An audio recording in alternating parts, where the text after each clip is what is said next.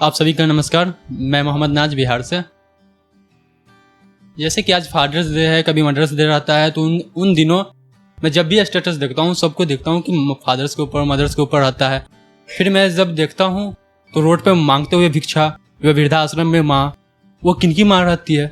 तो उन्हीं के ऊपर मैं कुछ लिखने की कोशिश की हूँ कि अगर सब माँ बाप से ही प्यार करते तो फिर वृद्धाश्रम में वो 40-50 साल के बाद वो माँ भिक्षा मांग रही है, तो किनकी माँ है। अगर इस तरह से है, अभी की दौर चला है कि लड़का माँ को छोड़ जाते हैं, घर से निकाल जाते हैं, लेकिन इस पर कोई कुछ नहीं कर पाता। फिर जब मैं दिल्ली आया और उसके बाद मैंने पॉलिटी पढ़ा तो मुझे पता चला कि हमारे सांसद जो है विधि के द्वारा कानून बना सकते हैं। तो उसी पर मैं कुछ लिखा हूँ कि कुछ ऐसी भी विधि बनाइए, विधि मतलब होता है कानून, कुछ ऐसी भी विधि बनाइए उन लोगों को सबक सिखाइए, कुछ ऐसी भी विधि बनाइए उन लोगों को सबक सिखाइए, और जो छोड़ जाते हैं माँ बाप को बुढ़ापे में ऐसे लोगों को जिंदा जलाइए। अलग अलग लाइन सुनिएगा कि खुद खाकर दूध मलाई, खुद खाकर दूध मलाई वो चैन के नींद सोया होगा, खुद खाकर दूध मलाई वो चैन के नींद सोया होगा, इधर भूखे से तड़पते माँ बाप का ख्याल उनके जहन में नहीं आया होगा, इधर भूख से तड़पते माँ बाप का ख्याल उनके जहन में नहीं आया होगा। ऐसे औलाद को जन्म देकर, ऐसे औलाद को जन्म देकर वो माँ भी कितनी रोई होगी, ऐसे औलाद को जन्म देकर वो माँ भी कितनी रोई होगी। इससे अच्छा होता मैं निपुत्र होती, इससे अच्छा होता मैं निपुत्र होती, ऐसे ख्यालात उस माँ के मन में भी आया होगा। और अगला लाइन सुनिएगा, जब मैं दिल्ली आया पढ़ने के लिए तो मैं कुछ दिन दिल्ली में रहा, तो उसके बाद मुझे एक लड़की बता रही थी कि मुझे तुमसे प्यार हो गया। तो मैंने कहा अच्छा ऐसी भी बात है।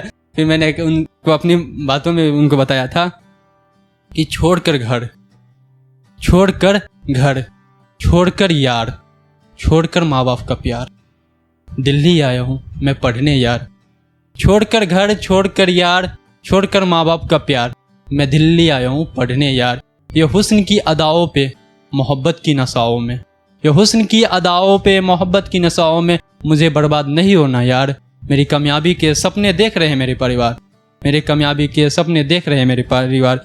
जब फिर भी वो जिद कर रही थी तो फिर मैं उनसे कुछ बोला कि अगर ये इश्क तेरा सच्चा है, अगर ये इश्क तेरा सच्चा है तो फिर मेरे यादों को याद कर, अगर ये इश्क तेरा सच्चा है तो मेरे यादों को याद कर, मेरे संग बिताए हर लम्हे को याद कर, मेरे कामयाबी तक मेरा इंतज़ार कर।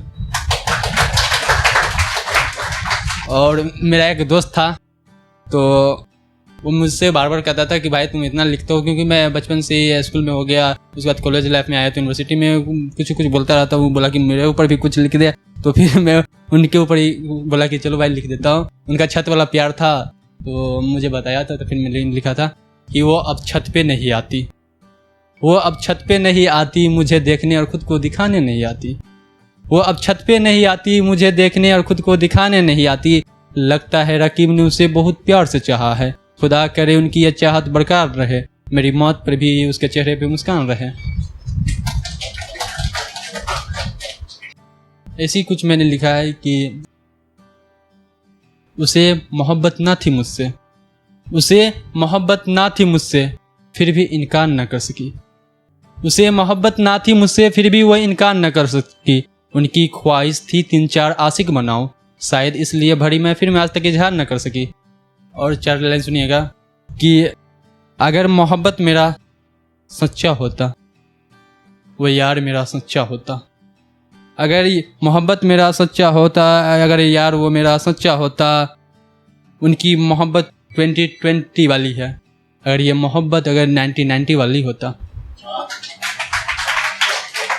महज 30 से 35 सालों में, महज 30 से 35 सालों में बदल गए वसूल सारे, महज 30 से 35 सालों में बदल गए वसूल साले, मोहब्बत के दस्तूर सारे, एक से प्यार, एक से बातें, दूसरे से इकरार, तीसरे से करार और चौथे से प्यार, और शादी के लिए सरकारी नौकरी वाले का इंतजार।